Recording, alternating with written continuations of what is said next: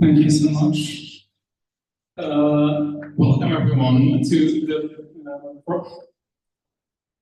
Welcome everyone to the program launch for Book Fringe 2024.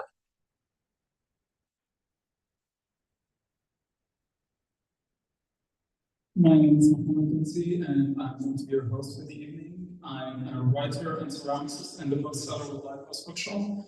And I just wanted to give a quick introduction to the incredible musician that you have just been listening to. Dr. Bashir Saad is a musician and researcher focusing on the ney, the Middle Eastern reed flute.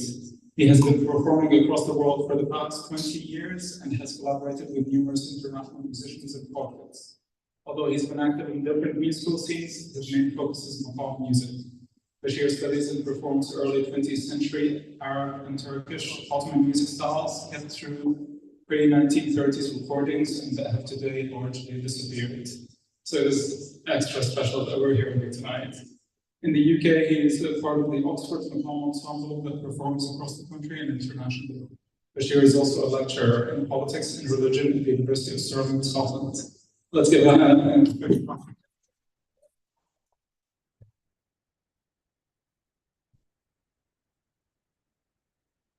We're going to hear a bit more from Bashir in a few minutes, but for now, I just wanted to invite the three incredible bookshops that have been putting together Book Fringe for the past few years. So, Lighthouse, Typewriter, and Argonaut.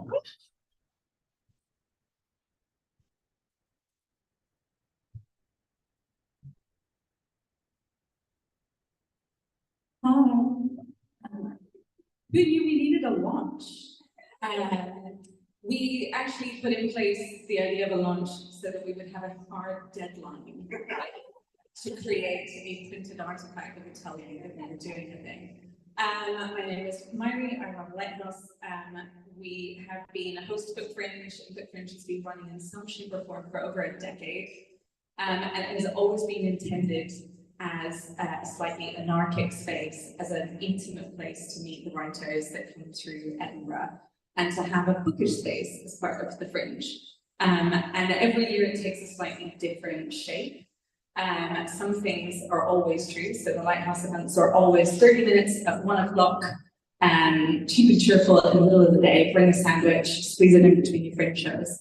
And then the other two have been morphing their programs, and we'll see what next year brings.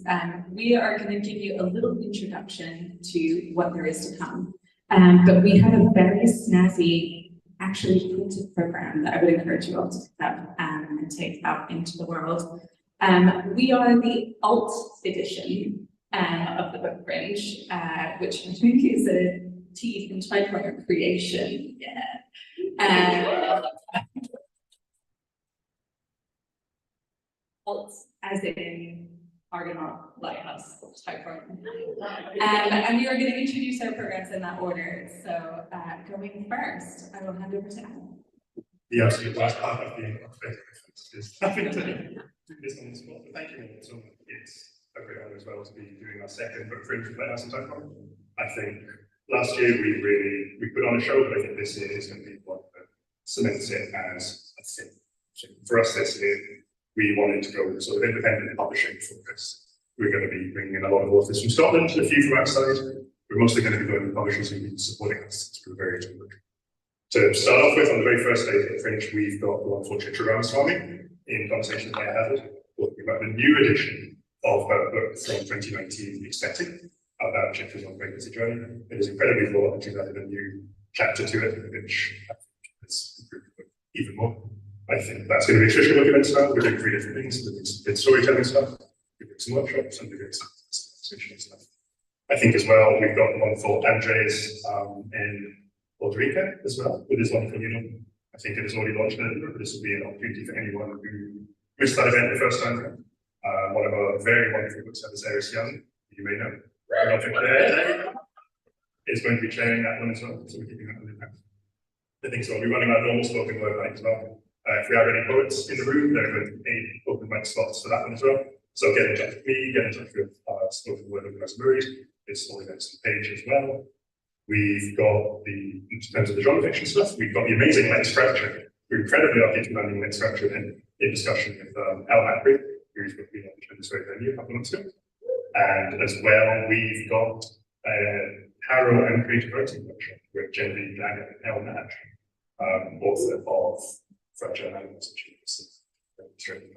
and that is from 404 Inc. A couple of 404 Inc. as well, and it's with Sarah Dant as well, with Candid. Otherwise, as well, we've got a couple of other workshops too, and I'm beginning to learn more. So I think it's time for me to hand back to Murray. Thank you again, all 3 of us. Independent bookshops, we're here all year round. These are just the kind of events that we can put on. We really focus ourselves. We've got stuff that's going on all year. So I think if you like anything we have, we can approach it. Thank you.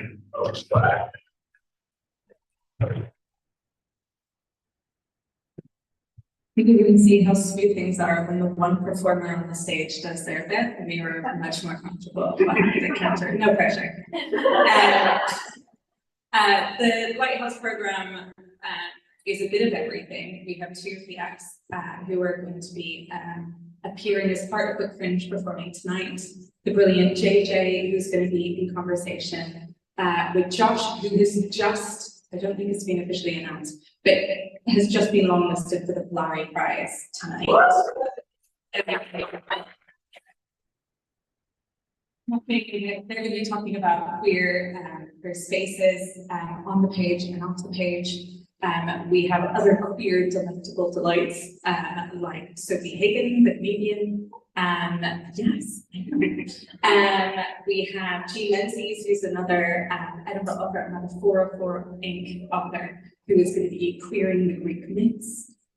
We have some great queer poetry, and one of our performers tonight, Nat Raha, is going to be fucking up the page with Harry Josie Giles. We've got some fascinating conversations that are invitations to look at the world slightly differently. So Dina Nayeri, who is now based in Edinburgh, talking about truth and untruths, and who we believe and why we believe them. We have Lisa Nseve, who is a British Palestinian writer who has written a memoir as a selection of essays, and that's going to be an incredible end to our Fringe. And in between, there's a bit of everything, and there will be some fiction, more poetry, more gay stuff, and Grace Blakely opening everything to sort of set the scene, but also connect the dots for us around this idea of Book Fringe in collaboration with Fossil Free Books, Book Fringe as a space that is celebrating both the anarchic nature of independent bookshops, but also the fact that we are on the front line of those conversations with readers about changing hearts and minds, and that we are ourselves book workers, and that we have a stake in the world that we want to build. So we'll be talking about all of that to start with Fringe. And next up we have Elsa.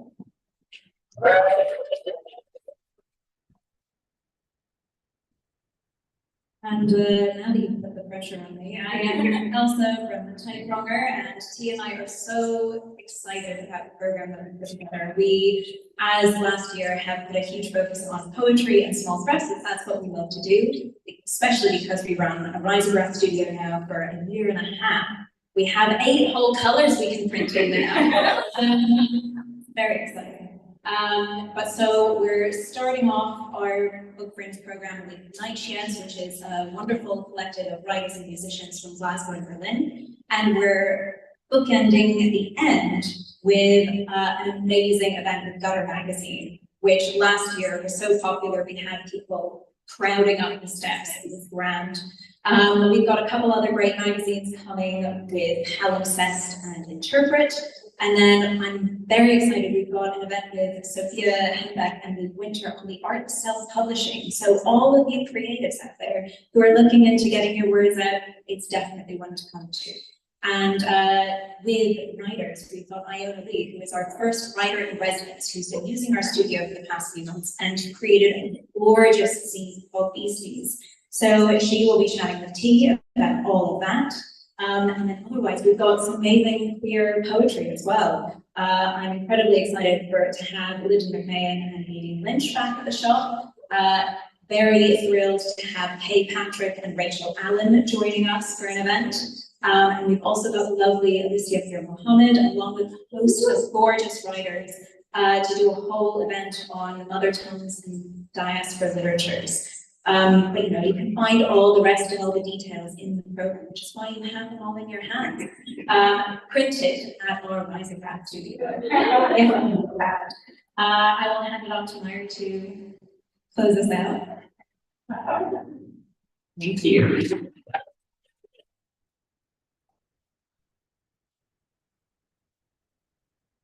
Putting together a program as an indie bookshop means that you are programming around the till, around all the other things that you are doing in the day. And we are chaos at the best of time. And this time it's herding cats, but the most creative of cats, to produce this incredible thing. So please do come along. All of our programs are listed on our websites. There will be a central Facebook page that will have everything as of tomorrow, but you get to be the first ones to like walk away with the full thing in your hands.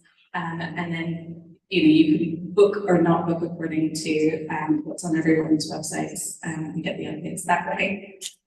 We have a whole gorgeous lineup of other exciting things that Mo is going to take you through tonight. So will you join me in welcoming Mo back to the stage?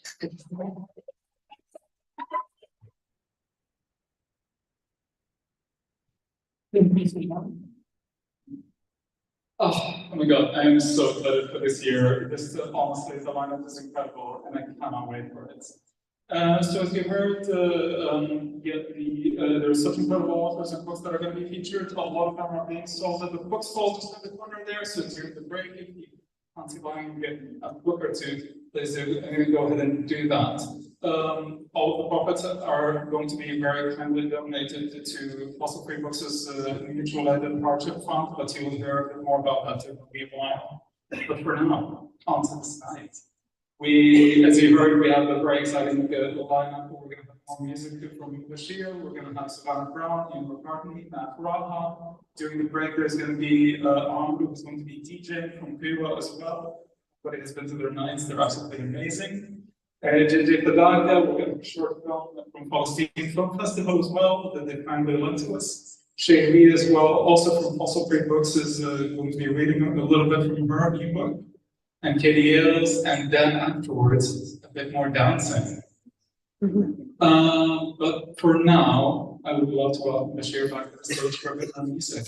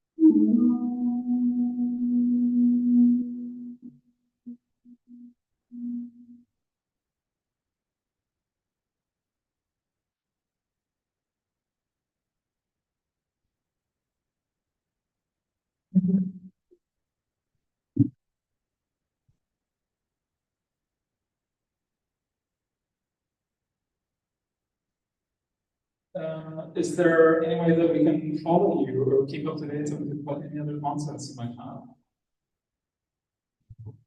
I'm on the somewhere on the internet. You can check the illustrators.com website also for more collective projects about this music if you're interested.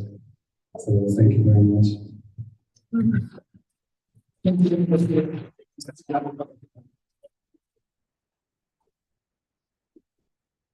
You can see why I was so excited that it was going to come back for us. And now, for the first of our poets this evening, Savannah Brown. So, Savannah Brown is an Edinburgh-based poet. Her most recent poetry collection is Closer Baby Closer, and she runs the small press Doomsday. She is very happy to see you. Big round of applause for Savannah Brown.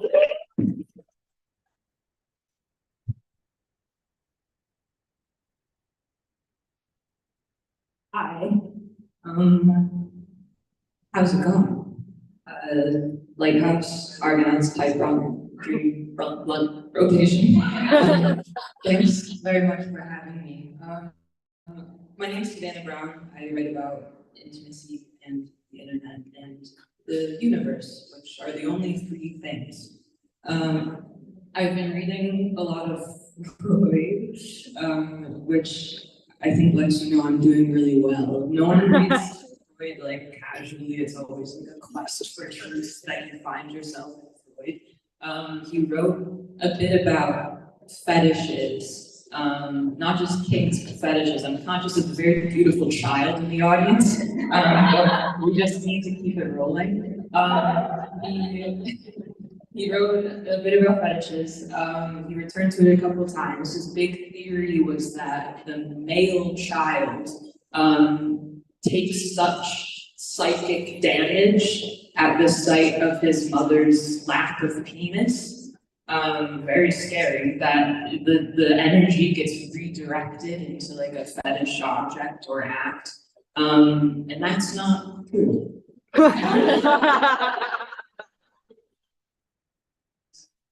All he had to do to find that out was talk to me. This is called Oblivion Game. So much of it was true, Sigmund. You who hit the cherry of the conscious and tongue-tied its stem, who spoke revelations into obviousness, you came. But doctor, your thorns. Dopamine made me a girl shaped like shame. No, the shame was a container. And I lived inside it, mute as a doll. I wore a white dress and stripped my feet bare and tapped complex ciphers into the walls. Could you have found the story hidden in that reticence? You press your ear to the container. Listen so hard. Behind you marches a parade of shy boyfriends made dumb in their self-consciousness. Not like you, attentive Sigmund, your cheek against the cell, moved by my secret world, my sweet female perversion. Unlike these shy, dumb boyfriends united against the erotic and all its ridiculous forms, Sigmund, my degeneracy, is a little friend. Together we browse the internet. We have fun dreams. We wear a tiny shirt, wear a tease, tiptoe into the fetish club and leave nihilistically all this heartache I've known for what? Sigmund, it's easy to play my oblivion game. Put down your mercy. Show me your hands. My arms lift like two wands. A storyline, loss of storyline to hot blush. Imagine the entire beautiful party breathes onto your neck and into your ears, and also you're falling forever. That's where I live. Here is a soul confined to the body, bound to the bed, damned to the planet, lodged in its life. So many ways to go nowhere, Sigmund. Look at all the nothing I can do. Brief almightiness. Fantasy makes foggy the room. Gasps fill the cosmic well of gasps. The mind falls away to some other place, and the body is an infinity of frisson. Meanwhile, the essence of the body and the essence of the mind, something like I, move together to the little yellow heaven that glitters at the nexus of feeling, submission, and attention. Your special attention, Sigmund, its bright circle, through which you read my face, the treatise of sensation. I become very sweet with your hands on me, remade in the image of your will. Is this tenderness too of pathology? Sigmund, you know what's next. You wrote this script. Imagine your kids. You chased me through the yard and hold me to the soft grass. Motes of dandelion flit across the timeline. I am young forever. What we are is innocent, but what of the innocence that clings, that demands to be remembered, these geometries of shell? Are my desires a kind of hiding? How I longed to be made separate from my life, to be a preciousness cast in a loving and curious spotlight. So what I've become was no surprise. But why? Can this ecstasy really be a ghost sheet draped over some horrific absence? Good doctor, will you hold my hair and pull the sheet aside? Will the space it hides be full of stars? Thanks very much.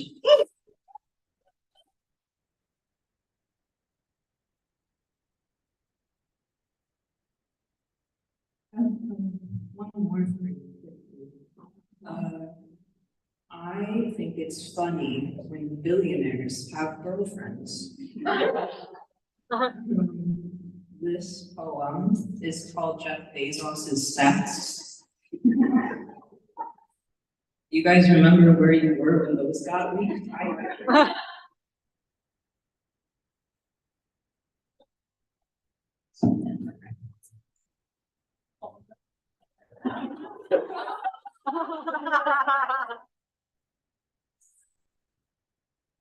Jeez.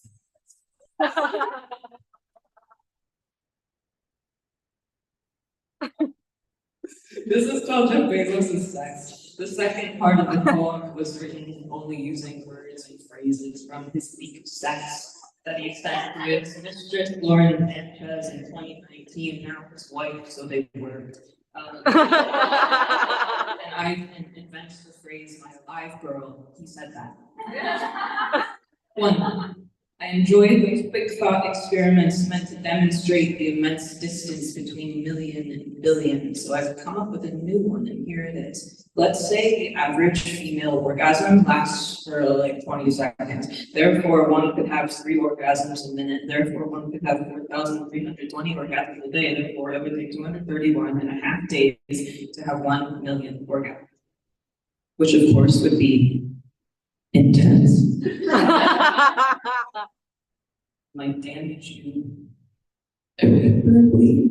I don't know what happens to the body. I don't know what happens to the mind. I'm not sure you could move on from that. But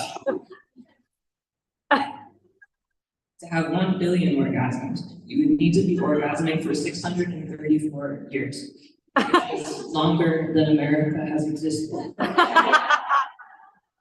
Longer than the good bits of Rome.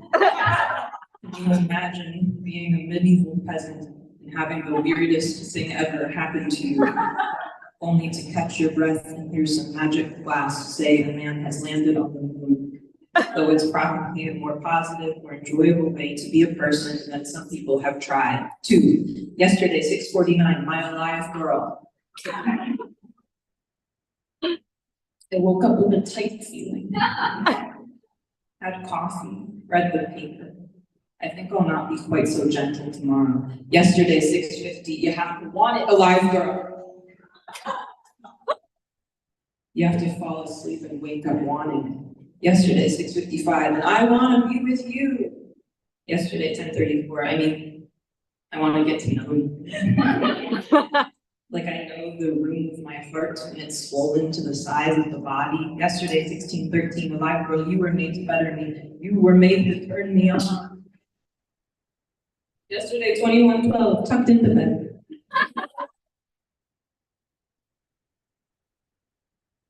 Thinking of your sleepy little laugh, the smell of fall, lips kissed gently with drunk competence. Yesterday, 21:30, not falling down drunk, just a little drunk. Yesterday, 21:49, I'm in love with the life. I will show you my ideas with my wanting.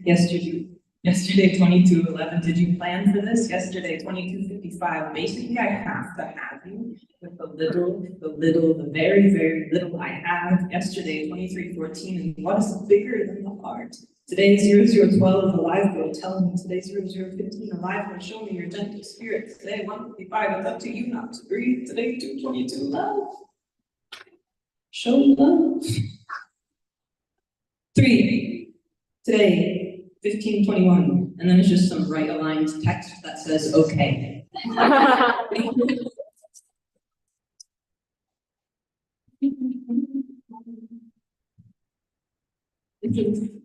Maybe closer.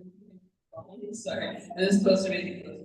The last collection is up there. My other collection, Sweet Dark, it's for a good cause, so do grab a copy. Thanks for listening. Bye.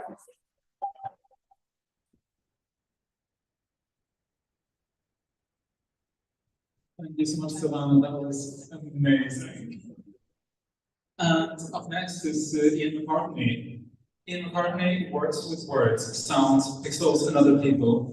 Recent publications include The Infinite Fury and Other Stories, Strange Region, and poetry publisher Sunstrong, from Studio Bar. He's based in Glasgow. Ian McCartney, everyone.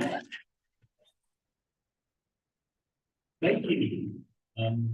I don't think you're allowed to talk outside of a family from the venue, but I'll try my best. I'm going to start with a short story, very short story from a collection, The Infinite Fury, which is called Train Derailed Full of Flowers, and is essentially about queerness in the activist / major climate change. all the good stuff. Although I got my wisdom teeth removed 3 days ago. Yeah, so if I start dribbling blood, then that's the context. It was the 12:48 Glasgow to Aberdeen. While whisking past Perth, the fields near, the driver had the sudden thought so vivid, it struck like the bagful of pennies laid on the track by Stonehaven that would derail the 12:48. A pea still as a stick, or a bird with a stick and headlights, a technicolor pheasant in the fields near Perth.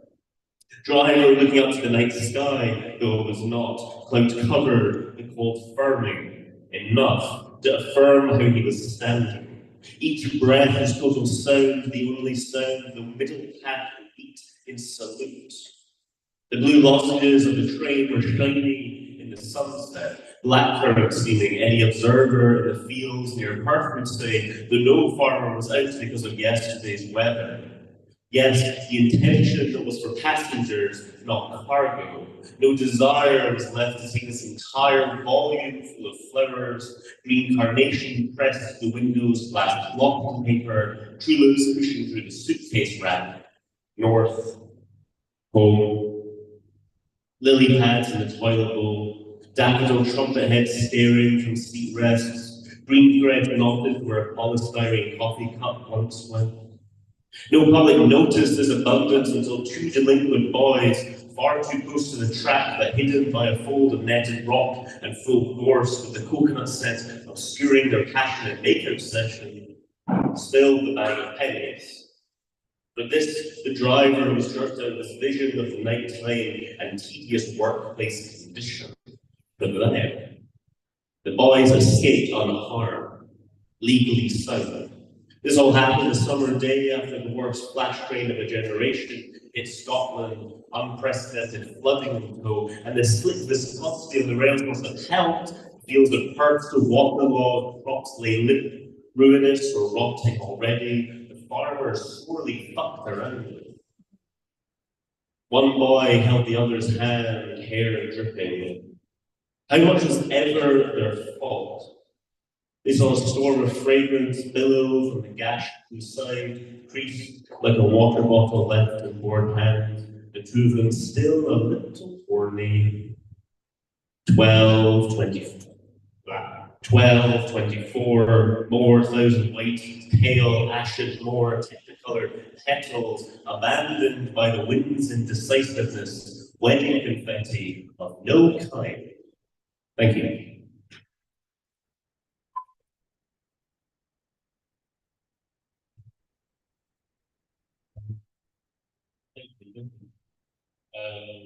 Yeah, it's really exciting to do this reading. I love all three of the bookshops that are organising this. The alt book Fringe, and yeah, I don't know. But this is from the most recent pamphlet, Sundra, which is from the excellent people over at Q Bar. Alicia Mohammed edited it, which I just want to give a shout out. She's a mint.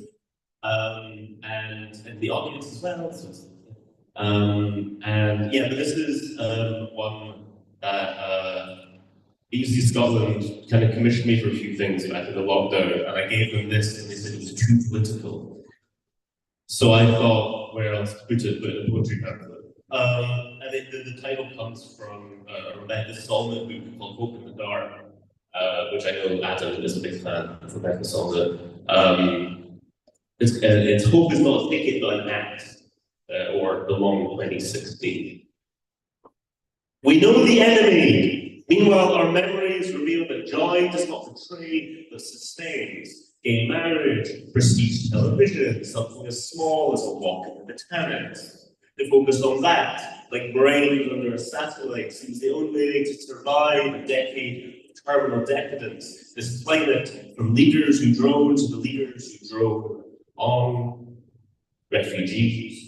Protesters, activists, it's difficult to hold out for hope when the police pepper spray our lovers. So cultivate like a garden this biosphere of danger, dyed in acid-green empathy. Blossom in the palm of our hands for each name we give our dying decade.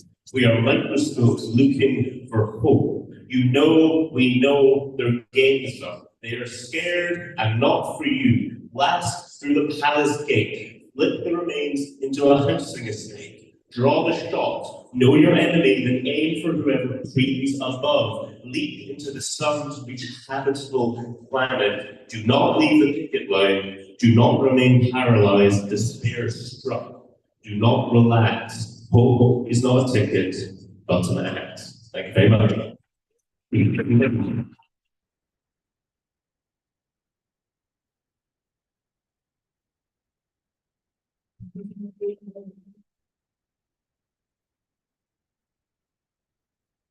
Also, your works, pamphlets, by the way, are absolutely incredible. You should definitely check them out if you haven't already, and buy all of them. And next up is Dr. Nath Raha.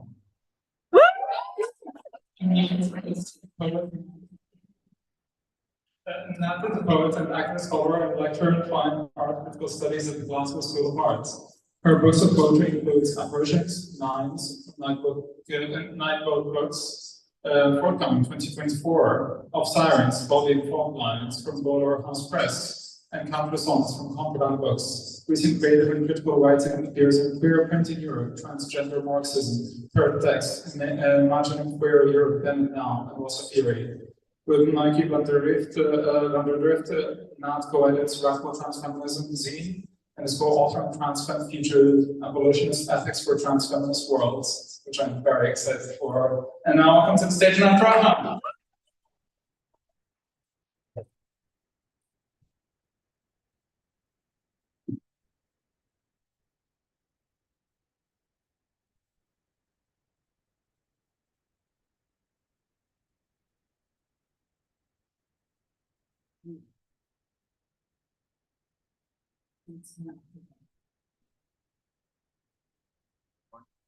You just that's a lot of fun. You guys are a lot of fun. Yeah. I think it's the cooler as opposed to speaker. Okay, come on.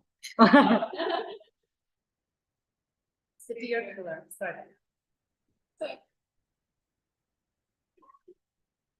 It'll just be the industrial noise in the back. By the mesh of your inactive decades, ballads, and workdays, ruptured fauna, meteorology of the social, translated out of fact, demolished July, frozen skin, private security, new wealth and prime ministers. On the walls of all detention centres, prophetic, historic rupture, shatter legality, bourgeois freedom. On the walls of all detention centres, deleted points of navigation, delete shares and secure investments, delete British futures of lockdown.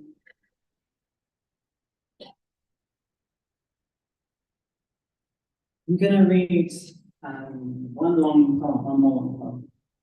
poem, which is titled Rebus, and it's about all these beautiful, I've gone quite there. It's about all of the beautiful berries that we binge on in the summer, so strawberries, raspberries, cranberries. And it emerged out of a collaborative kind of research project with being led by the artist Reckon as a Man. Reckon has been making a film about berry growing in Scotland for the last few years. Whatever might have enabled or animated racist exclusions in the metropolis previously, we might guess that the metropolitan racisms of our time are, in part at least, an expression of defensive anxiety in the face of changes that threaten to unsettle previously racialized privileges, including those associated with stable employment and access to social goods.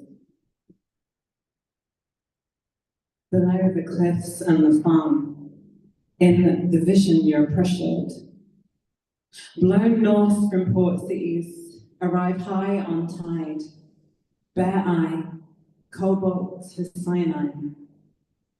Muscat attends to hands, nerves, salting air on lips, thirsty, warm, wet in clear bay, falling gannets out of sky,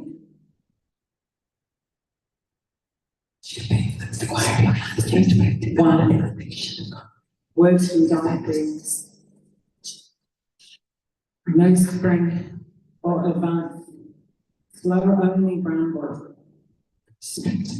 Slender, more courage than leaves. Root broke on white gloves, sun's scorching, embrowned, cold, clearing away to avoid cows after dinner. People working, buried, anemone, wart, champions, violet, gold, retired, and half buried among the grass. Lights, shone stars, tomorrow, inmate of the mountains. There are many, spare them. Dissolutions of history, gathering low-key among scenes.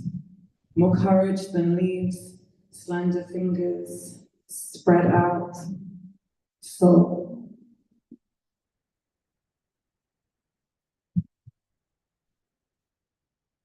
In study, wildness, fruit in refractions, rose garden squeeze car park. After faltering, noon, recumbent, ecstatic fizz of forms, unfielded perfection, center, cream, core of spectacle, epitome.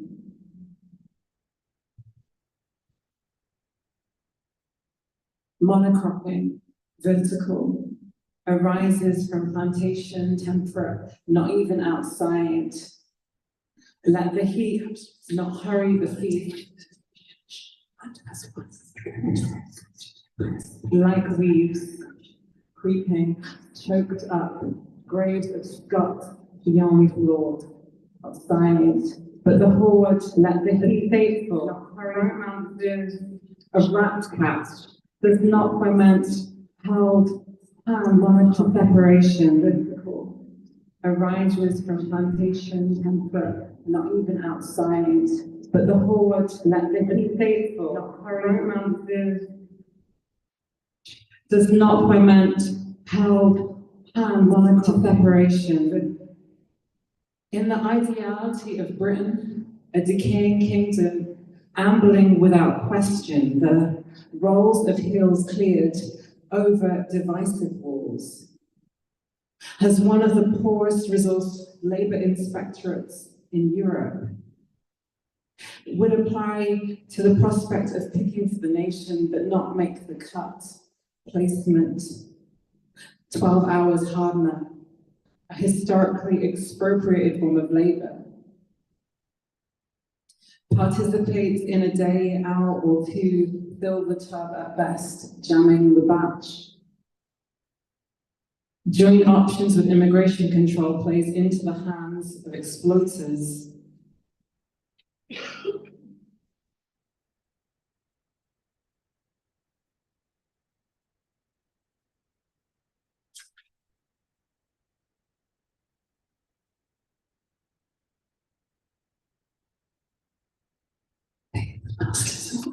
Or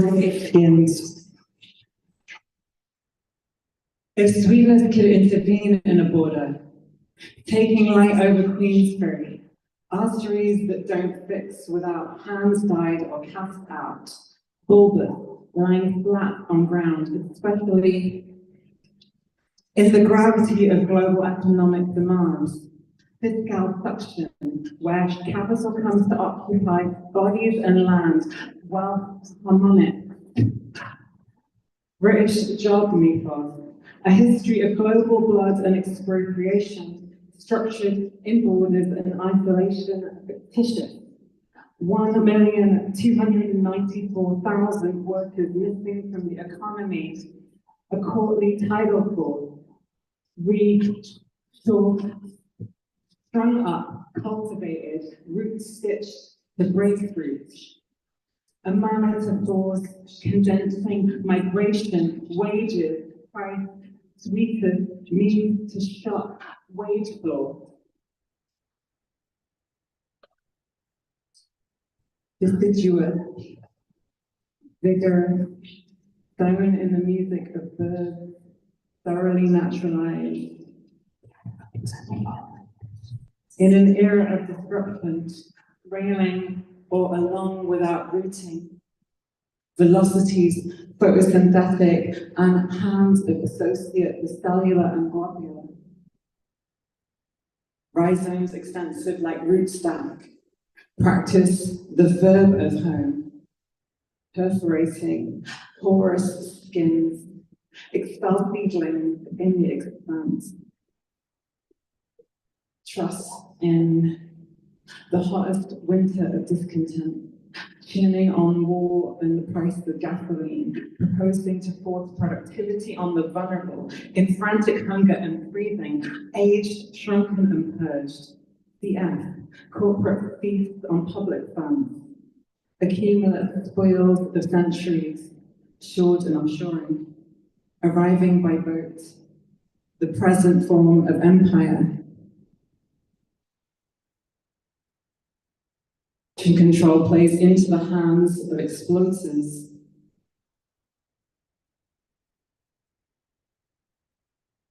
Between crisis and exploitation, the overseeing eye, Pangani or Maestri, a charity or recruitment firm, advances debt to groups of kin, taking wing for means to eat, a step after indenture. Cultivating sweetness or rubber seeded from empire's botanical heart. Appearing by chance in villages or towns, now appearing in Nepal, Jamaica, Kazakhstan, Bulgaria, the Ukraine. Pangani personified, fate adorned with a gold magnetism. In the draw, value translating across continents, shrivels on the cheapness of food, backfires like a skin adhering to a human.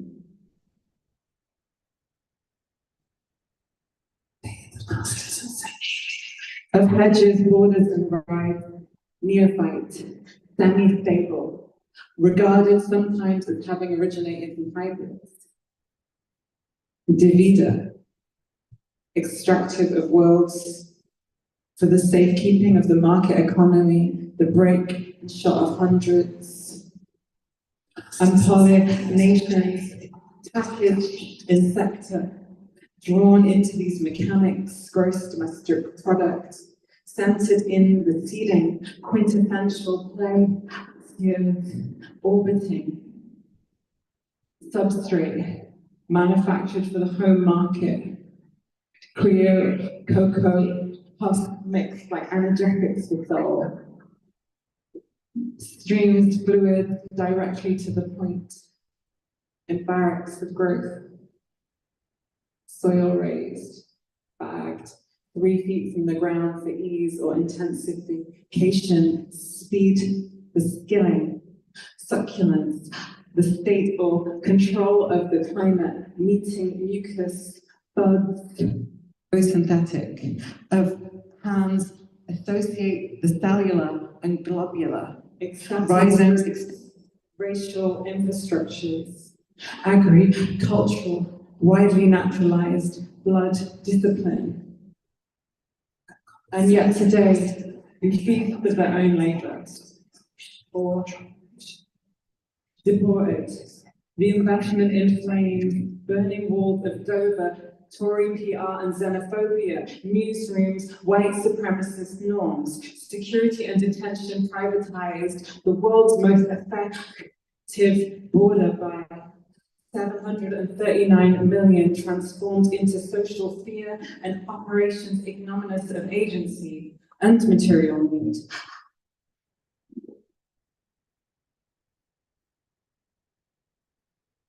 And works in the name of the flag, yet not British. A logic retrograde, counterproductive, of blood in rivers, of who is labelled a swarm. Ecstatic fruits from racial infrastructures, deciduous, vigorous, sown in the music of birds, thoroughly naturalized, scaled to bear the demands of market, stretched till leaves run red, ensouled, sweaty, fruity, honest. Give me your hands to tend the blood. Is our demand insatiable as compared to passions and inflations of price? Training thoughts attenuate spins and otherwise. Through the worlds carried in picking, precise as missiles stoloniferous, exported each arm assuring commitments of national industry. Management dominates landscaping by the flag. Without migration, vines decompose hand on or off the globe. Management dominates landscaping by the flag. The task complete, vegcraft turns to on the planet, plastic disgust, soil bagged monument.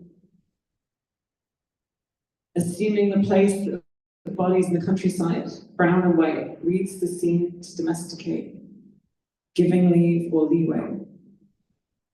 Tea and newsprints are the shape of stories they don't bear. Thanks.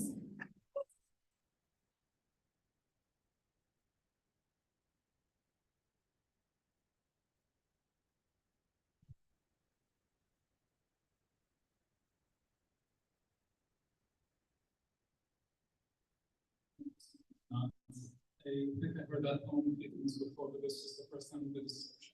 So I'm just gonna leave a moment to let it settle as well. Yeah, and now you have heard plenty already about fossil-free books, and you know that tonight is the fundraiser for the Mutual Aid and Hardship Fund. So now we're going to hear from Jessica Guyton Johannesson and Tom Jeffries just a bit more about that. So Jessica Guyton Johannesson is an author, digital campaigns manager at Lighthouse Books.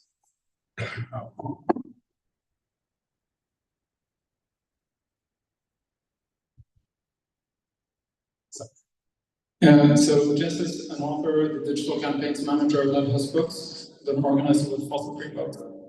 Tom Jeffries is the writer who lives in Edinburgh. He writes predominantly about contemporary art and is particularly interested in work that engages. Oh, am I back? Yeah. And is particularly interested in work that engages with ecological concerns.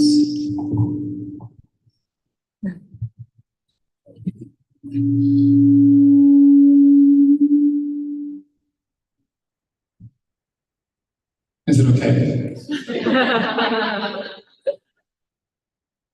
Please welcome Jess and Tom onto the stage.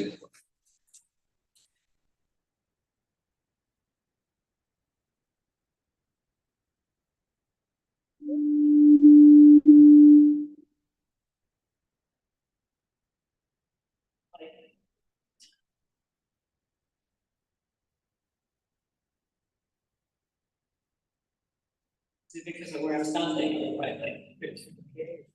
Okay. I feel like it's gonna Has happen. the other again. mic been turned off? Not just turned down? Turned on. Okay. Okay, yes, that feels better. Okay. That was intense. Yeah, so we're here to do two things really. One is to say thank you, thank you, thank you, thank you. And not obviously on behalf of ourselves, but on behalf of lots of other people who aren't here today and are spread out around the country and elsewhere. But also to tell you where your money is going, which is very important. So yeah, my name is Jess. I'm very, very lucky in that I'm part of both Fossil-Free Books and Lighthouse Bookshop. I'm very grateful for that because these are both groups of people who understand that the politics of writing, only part of that happens on the page. Books are of the world, they come from the world, and we have to deal with everything that it means to be human, and that's not only part of that is on the page. So Fossil-Free Books are a collective of book workers. And what we mean by that is that we are authors, we are booksellers, we are illustrators, translators, publishing workers. We are, in other words, the people whose labor drives the book industry. So there is nothing abstract about this. We mean this in a very concrete way. We have so far, since we started in August 2023, worked with two aims in mind. One of them is to sever the links between the book industry and fossil fuel extraction and development. And the other one is to sever the link from investment that have links to the occupation, genocide, and apartheid in Palestine. These two things are intrinsically linked, and that is a fundamental understanding for us, both in terms of the bigger picture, in that there can be no climate justice without liberation, there can be no climate justice on occupied land, but also very specifically in that the same companies that are actually profiting from the destruction of communities, from fossil fuel extraction, are also profiting from this destroying the lives of Palestinians right now. And there's plenty of information about this, and lots of people have done the research, and we're very happy to point to. We are non-hierarchical, which is important to say. So we're all book workers, and it doesn't really matter if in your job you have a higher position than somebody else. If you're in a fossil-free book space, then you are of equal value, and your voice matters just as much as somebody else. We meet on Mondays, which is important to say, so that if you are a book worker and you would like to be part of this work, then join us. There is much to do. It's been quite a journey so far, but I think that there's a lot more to do. And yeah, Tom is going to talk a little bit more about what it means to withdraw your labor and to use your labor as leverage.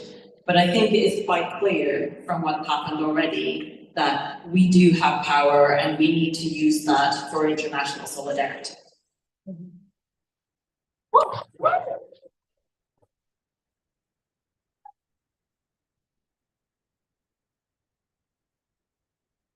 Hi, I'm kind of scared of the sort of weird noises coming out of this machine. Yeah, so I'm just going to say a little bit about the kind of money side and where it goes and what it's for. And in order to do that, I'm just going to read a couple of lines from the Fossil Free Books Manifesto, which says, "We organise as workers because we believe this is the only way to build the power necessary to transform the books industry. Without our labour, there is no books industry." Yeah, for me, over the last few months, that has proven to be true and completely vital in terms of the work that everybody's been doing. And I think the reason that Bailey Gifford no longer sponsors book festivals in the UK is really nothing to do with ethical funding policies of particular festivals. It's to do with the withdrawal of labour.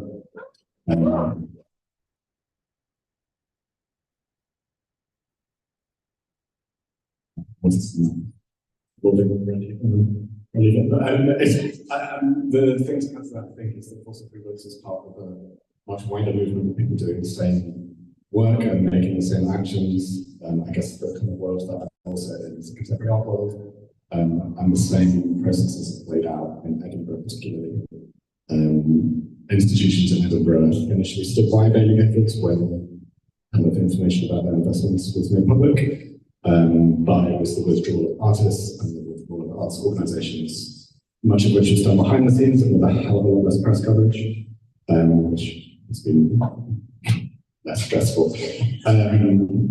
But yeah, that same withdrawal of labour has been what's also had the same effect across some, if not all, of those organisations. Collective cut ties today back in February, I think, and Free Market and Stills. National Galleries in Scotland are not doing that yet. But yeah, so the important point of tonight is that this organising and this withdrawal of labour comes with material costs. That's why we're trying to raise money.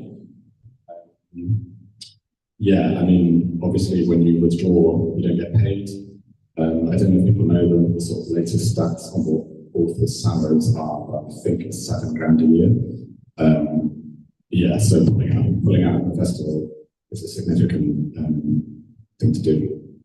So the Mutual Aid Fund has been set up to support writers who've lost work through the direct withdrawal of labour, or through loss of work caused by the climate hostility against pro-Palestinian voices, and to mitigate, at least in part, the material costs of labour withdrawal, to help make it easier and to reduce the barriers that stop writers from using the power that we clearly have when we act as a collective.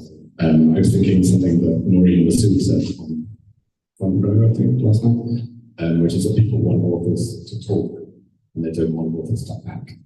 And I think what's very important, and I think what this fund can hopefully facilitate, is more action. And also more talking, but mostly more action. Yeah, so the Mutual Aid Fund is set up using Open Collective, which means that the money comes in and goes out and it's super transparent. You can donate anonymously, and writers who've lost work can access a small fund of £50, and there's no questions asked about that. Yeah, we'll soon be sending out an email to writers who've been organising festival free books, giving them information about how to access these funds. If there is money left over at some point, I think there's potential discussion on a bigger strategy day to map out the work that needs to be done over the next period of time. I do think it's just worth quickly mentioning the kind of limitations of that. I don't know exactly what the festival appearance is. So the 50 quid is a limited kind of recompense for that, and it doesn't cover our loss of book sales. It also doesn't replace the need for an active trade union, and that is something that also Free Books have been looking into in some detail.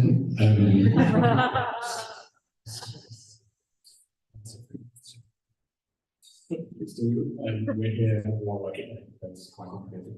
But we still believe that this fund is a really important part of building resilience and workforce solidarity in the industry. And from what I gather, there's lots of ways you can donate tonight or give money tonight. I think there's QR codes. There's a QR code. The alcohol book sales, profits from book sales are going to fossil free books, and there's a super cool Poundland passport as well. And the tagline of them, I think sales from that are also going to fossil free books. I don't think last sales are.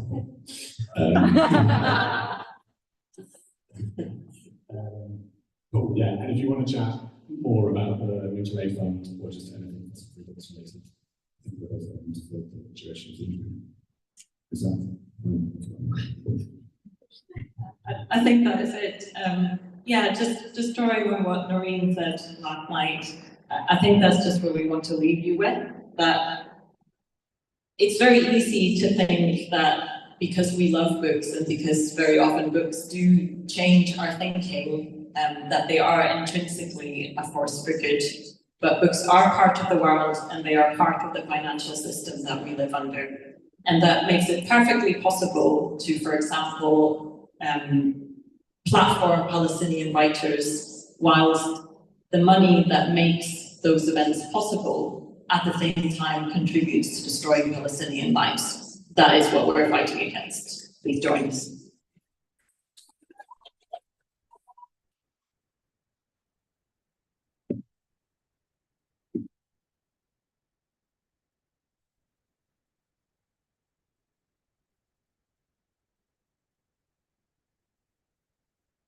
Thank you so much, Jess and Tom, for going over that. And just to say again, they have been the most wonderful group of people to organize with. The amount of care that people have shown in those spaces and just the collective will to actually kind of affect change is incredible. So please do go up and ask them questions. There are QR codes on a few flyers dotted about, and there's our email as well that's pinned about. So please email us if you want to join one of the Monday meetings. We welcome anybody new, because obviously the work does take a toll, and it always helps to have increased capacity, and we're always looking for more people to join us with more points of view that they can contribute. So yes, and now just for a wee break. So please, just go grab a drink and buy some books, and we will be getting some incredible tunes from DJ On, who is a versatile multidisciplinary artist, DJ, and curator of the Keyboard Collective, renowned for sensitive igniting and trance and dance floor with a celebration of swan and pop culture, all while considerably blending ballroom, electronic, and techno. Omar infuses each performance with vibrant blend of sound from the queer music community. DJ Omar.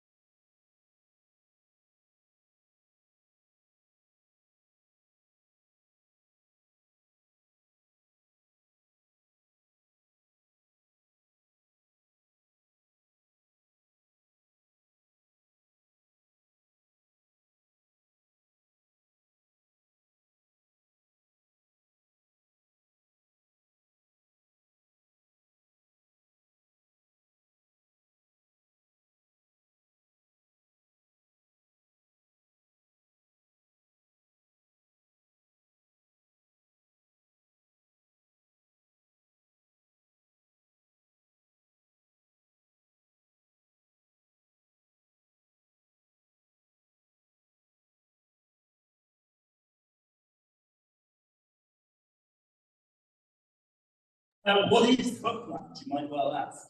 In the 1980s, the ISBN, that little number on the back of your books, got merged with the International Article Number.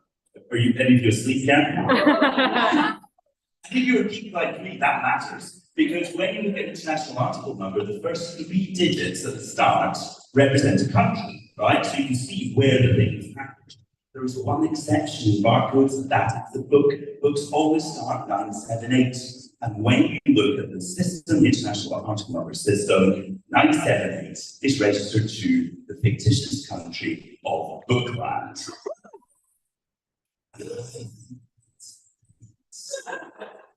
So what we've done is we have printed a bunch of these passports, and we've got a little website, booklandembassies.org, where we're going to start listing embassies.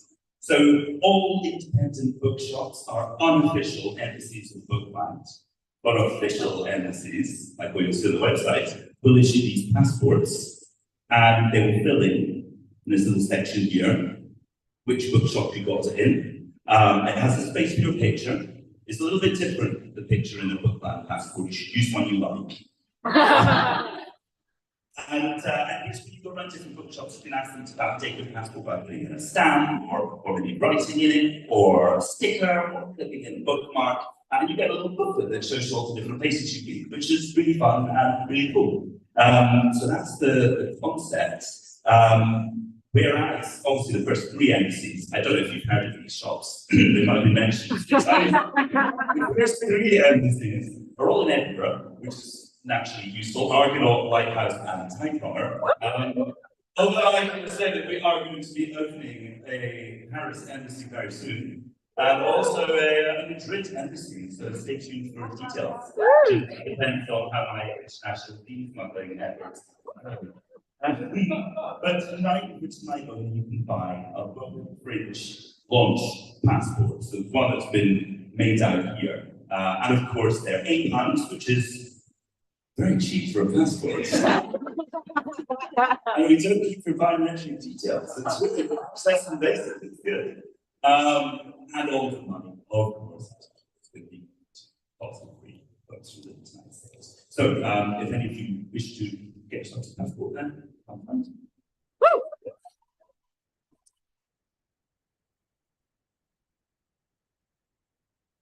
So much, Steve. Yeah. Okay. Thank you so much, Genzi. And now, JJ Padaka. JJ is a writer, facilitator, radical based in Edinburgh. Their poetry speaks to the political urgencies of abolition, feminism, and love.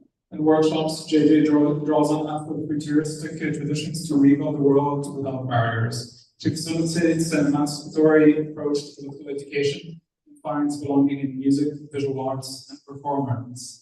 Everyone, welcome JJ.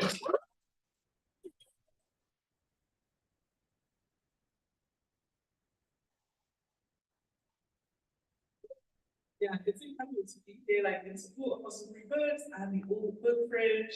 And I'm so proud of all my colleagues for putting together this incredible program. And I have the easy job of just reading some poems. So I really like Book Fringe. That's kind of how I got introduced to Lighthouse. Yeah, entering this like radical space and seeing other people speak about what was wrong with our country. So my first poem is called Britain is a Suppressor. Politicians burp with hate whilst the newsreader talks. Endless drones hang over us until the next election cycle. Sanitized reasons for the scenes violence itself could never dream. This place threatens to swallow any hope of truly living and take my body with it. Threatens to sew my lips shut and my cheeks sting as I chew at the seeds. Grief and blood stains every page, attempting to put words to imperialism. Can we afford anything but to go on, to make another month's rent and try again? It's our second time around the dinner table for war talk. You broke their power and their silence in retelling the motorized eyes of border force, following you out the airport, on the train, and into your front door. Our idols have fallen. I don't trust any one person to save us when punishment and retribution are all too easy to reach for. I live in a mosaic neighborhood. Our amalgamation complements the starry sky.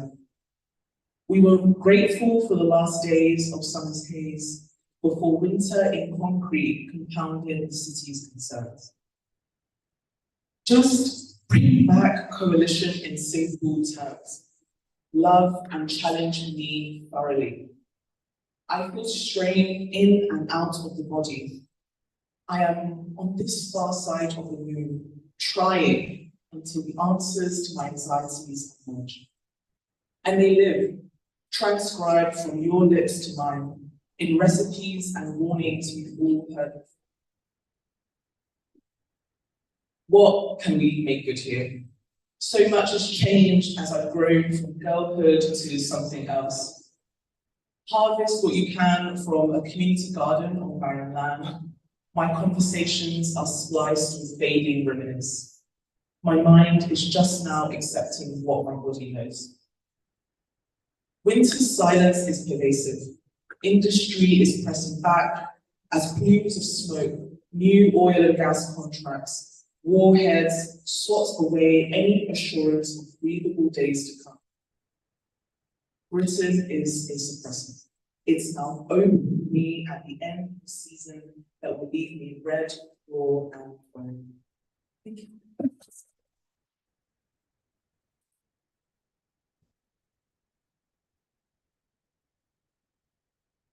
So I'm going to read two poems. This is my second and last poem, and it's called Home. Yeah, I like to do poetry for dreaming. If you come to my workshops, if you come to Lighthouse, I'll talk to you about it till for free. I like to make statements and just ask what could happen. I don't believe that politicians are born with two heads or like royal blue blood. If they can wake up and make up any crackpot scheme, why can't we? Yeah, I think we should all remake the world in our own image. So this is a poem called Home. If is a powerful word. We use it to dream in everyday conversation. Slip it between the weather and weekend plans to share our most vulnerable wants. Where else could I say, if there were more bicycle lanes, I might finally learn to ride properly. Dreams are made up of segments of the day. We pick up ideas when our problems stare us in the face. We could mumble something helpful or not, and find the words dancing in our subconscious at night. If I didn't work so much, I'd have more time for my loved ones. I love hearing someone say the word if. Engage me in a conversation for our imagination, and you've engaged me for days. If. We could go bolder. Sometimes things just slip out after all. If whiteness didn't rely on criminalizing Black boys, there would be no need for the police. If we all had equal access to free, healthy food, they would be okay. If we had rent control, so many more people would be off the streets. If things were different. Where else but with if could I entertain a potentially different possibility, shrouded in innocent dreaming to stave off conversation efforts, aka reality? If ends with full stops, interruptions, lack of imagination, alarm clocks weighed down by guilt and shame. If doesn't even get a chance, if you hold in your voice to leave the gap for nothing. No possibility, no exploration, a remaining of the same. The world as is, but if. Thank you.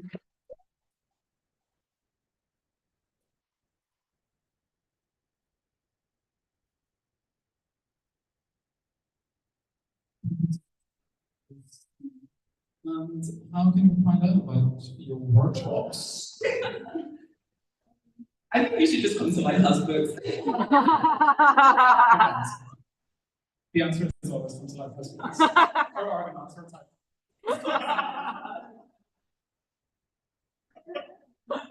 And now, up next, we short film. This is on loan to us from the incredible Concert Palestine Film Festival, who have agreed for us to show the silent protests, Jerusalem 1929. This is a short film directed by Hassan Nasruddin. In 1929, Palestinian women launched the women's movement. Some 300 Palestinian women converged on Jerusalem from all over Palestine. Barred from protesting, they held a silent demonstration in a car convoy to object against the British High Commissioner's bias against Arabs and the Baroque uprising. Using found footage and archival material, Mahassan retells their story, breathing new life into unseen images and remapping the urban trajectories of this 90-year-old story of defiance. Can you have the lines down, please?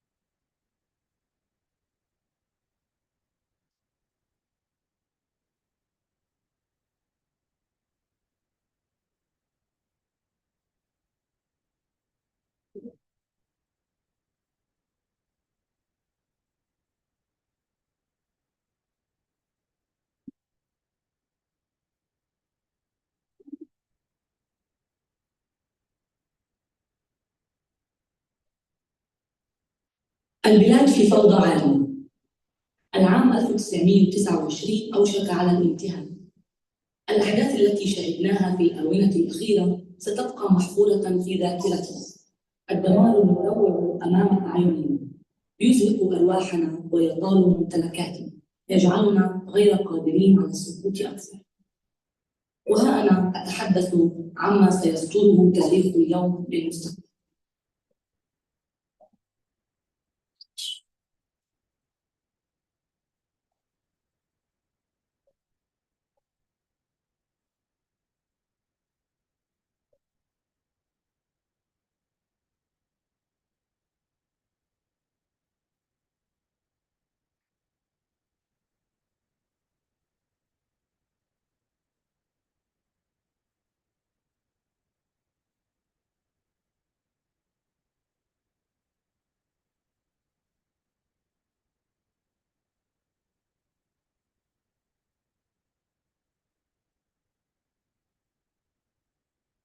نعيش اليوم ثورة البراق. السياسات البريطانية تصب في مصلحة الحركة الصهيونية، تدعم خلق دولة يهودية على أرضنا وتحويلنا إلى أقلية في وطننا. البلاد مفتوحة على مصراعيها للهجرات الصهيونية بدعم وتمويل من صانعي السياسة والمال. وتأكد لنا اليوم بأنهم ليسوا مجرد طالبي وجود، إنما هم مستحوذون ومحتلون وطالبو السيادة. فالجلاد والقاضي واحد، الدمار والقتل أمام الأعين، الصمت والإرادة لا يتفقان.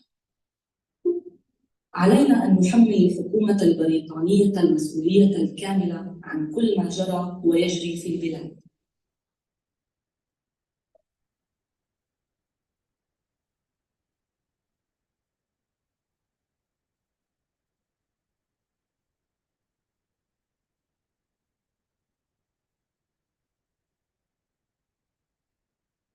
نحن النساء أدركنا بأنه قد آن الأوان لننتقل بتجربتنا في العمل النسوي المجتمعي إلى صقل إدراكنا السياسي ليصبح عملاً سياسياً مستقلاً وممنهجاً، ولكي نحفر لأنفسنا حيزاً في الفضاء العام. فنحن نصف الأمة إن لم نكن الأمة كلها. وجهتنا كانت القدس ومن كل أنحاء البلاد لنعقد مؤتمراً نعلن فيه للعالم عن تأسيس حركتنا. كان ذلك في 26 تشرين الأول من العام 1929. كان التجمع في منزل السيدة طرب عبد الهادي، وكنا حوالي 300 ثانية.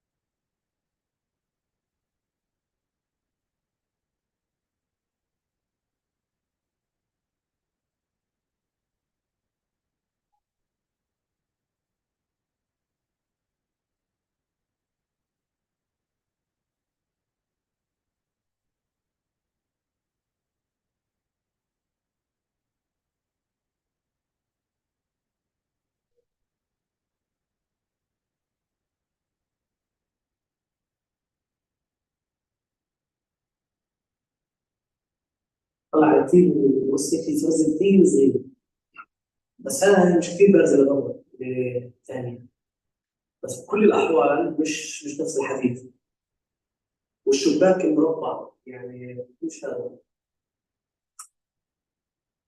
لم تكن البداية سهلة، ولكن بإصرارنا استطعنا أن نرسم الخطوط العريضة لحركتنا السياسية، والتي كانت مفتوحة لجميع العناصر الوطنية. لم نختزلها بحزب سياسي أو طائفة أو دين. نص دستورنا بكل وضوح على انخراطنا في العمل السياسي المستقل.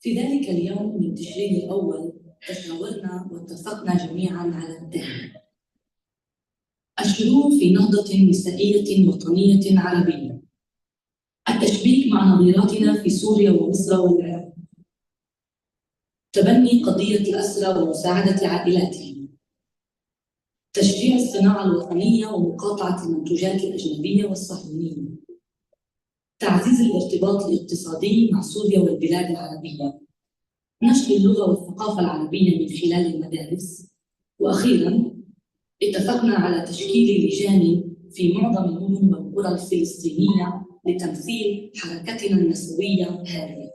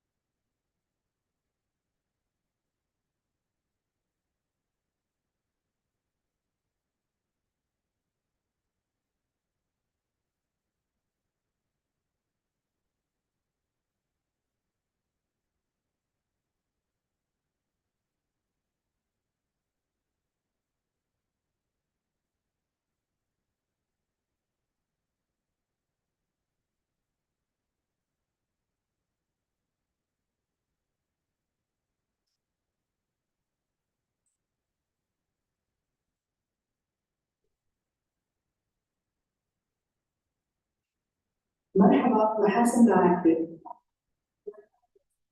في عندي أكثر من سؤال إليك بالنسبة لموقع بيت والدتك ووالدك طرف وعمي عبد الهادي. إذا كان عندك أي معلومات وين البيت كان موجود في القدس؟ أيوة، أنا طبعا ما بوعى أبدا وين كان البيت، لكن سمعت إنه كان في الدار تحت أو بالبعض يعني الحقيقة بدي أفكر يعني لا أنا فيه وهو تغير موقع بينهم أكثر من مرة بس الحقيقة مش أثبت وين بالضبط. الصور كلهم مثلا على البلكونة لكن مش تحديد للموقع. بحاول ألاقيها وببعث بكون كثير ممنونة لأنه بالنهاية يعني بفكر مهم إنه نعرف وين البيت اللي اجتمعوا فيه تقريبا 300 امرأة لما إجوا من جميع أنحاء فلسطين لبيت والدتك حتى يقوموا باجتماعهم وبإعلان الحركة النسوية الفلسطينية ب 29. وفي ذلك اليوم قررنا أيضاً رفع مذكرة إلى المندوب السامي يحملها له وفد مكون من 14 سيدة نملي عليه قراراتنا ونطالبه بإلغاء وعد بلفور المشؤوم ومنع الهجرة اليهودية إلى البلاد، كما ونطالب بتنحي بنتويتش النائب العام عن وظيفته بصفته داعماً للمشروع الصهيوني، إضافة لإلغاء قانون العقوبات المشتركة والمفروض علينا بسبب قيامنا بثورة البرق. طلبنا من السيدة زوجة المندوب السامي جون تشانسلر إيصال مذكرتنا إليه، لكنها امتنعت عن مقابلتنا، فمطالبنا سياسية. إذن علينا نقل هذه المطالب بأنفسنا وللمندوب شخصياً، فالتقينا به في بيته في المصرات.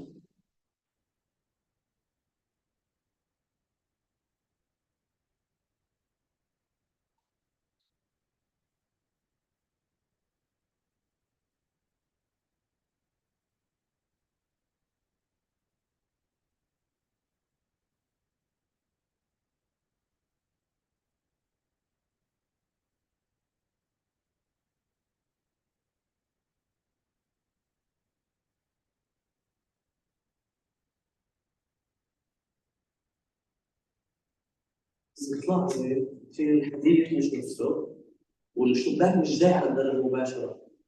على هذا كان أحد البيوت اللي احنا متوقعين انها تكون، بس لا الشباك كثير أوسع، دول شبابيك صغار.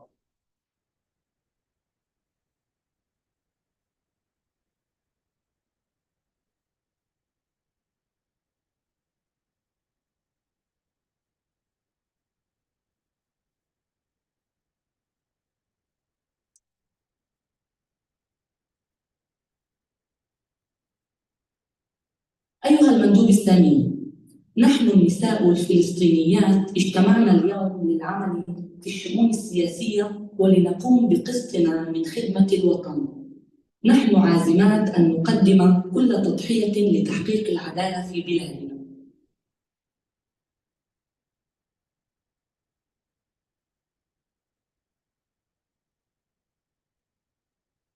التوتر سيد الموقف.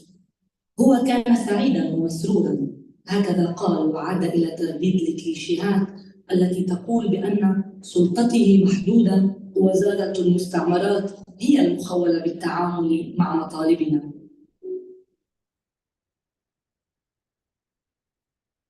قدم لنا القهوة ومن ثم أخبرنا قرار رفضه طلبنا تنظيم مسيرة نجوب فيها شوارع القدس، وهددنا باستخدام العنف ضدنا، وعليه رفض بعضنا شرب القهوة تعبيراً عن استيائنا من مجريات الاجتماع. وبعدها أقحم رجالنا للضغط علينا وإقناعنا بإلغاء المظاهرة. يقال أن الحرب والسلام مختلفان جوهرياً، لكن سلامهم وحربهم مثل الريح والعاصفة، حربهم تقتل ما خلفه سلامهم.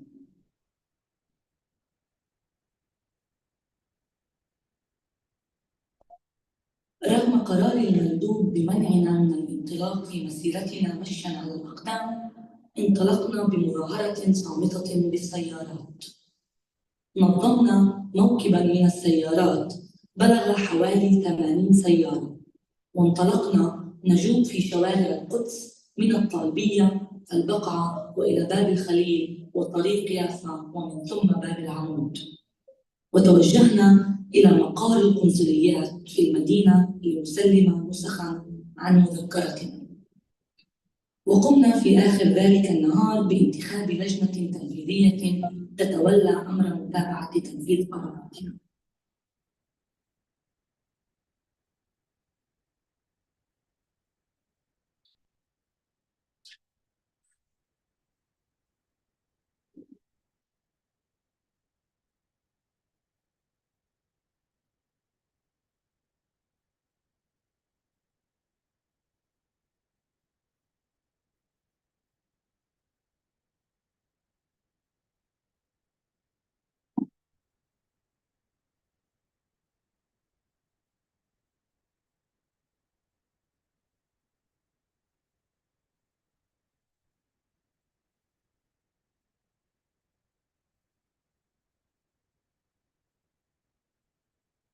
وكالعادة استمرت غطرسة البريطانيين وقمعهم لنا، وأعدموا كل من عطا الزير، فؤاد حجازي، ومحمد جمجوم، واستشهد العديد من الناس.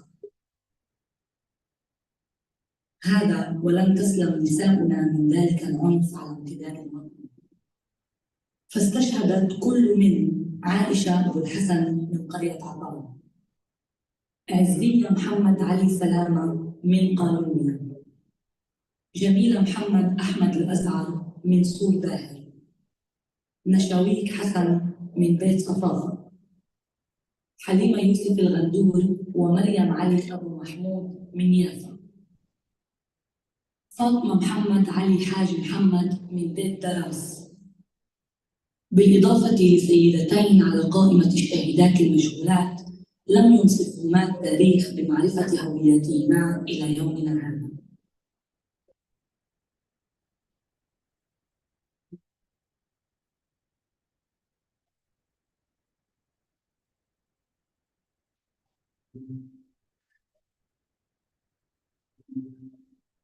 كان لدخولنا في المعترك السياسي خيارات تحتم علينا اتخاذها. قررنا أن الوطن يأتي أولاً، وأن تحرير المرأة والمطالبة بحقوقنا يأتي لاحقاً. نحرر أرضنا من الاستعمار، ومن ثم نشكل دولتنا الوطنية والتي سنحصل من خلالها على حقوقنا النسوية. أي شيء يتأتى من تبعات هذا القرار على الأجيال المستقبلية القادمة؟ هل أخطأنا بحق أنفسنا؟ وهل سنتحمل تبعات هذا الفعل ما حيينا؟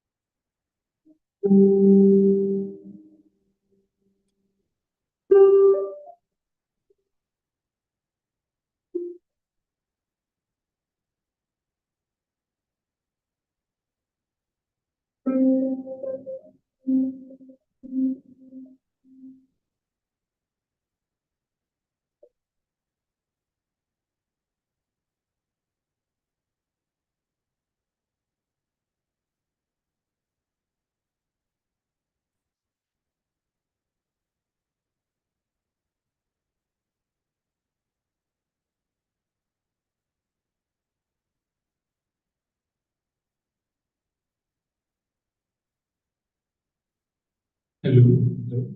Can you have the lights back on?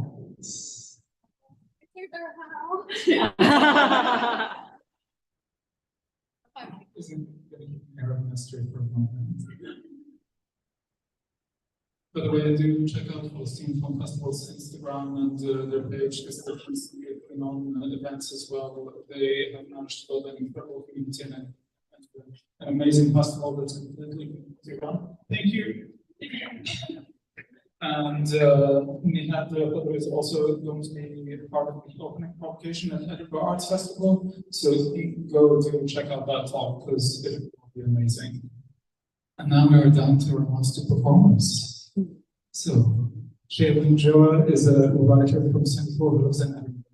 Her debut memoir, The Story Game, Ten Houseboats, is a genre-bending book about politics and storytelling, siblinghood, CPTSD, having been a child musician, and deconstructing/finding the South. It was named one of the best books of summer by the Boston Globe. It has been featured in electronic literature, the Romans, the Millions, Between the Covers podcast, and elsewhere. Shailene also co-edits the online literary journal Songbird Lit, where she works to spotlight writers from different backgrounds and bring them into conversation. Shailene.